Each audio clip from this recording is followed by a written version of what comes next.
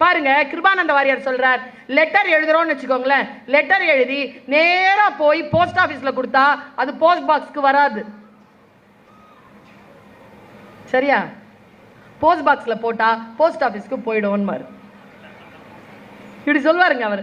இதை விட மேலானது கிருஷ்ணா ஸ்வீட்ஸ் இருக்கு தெரியுமா?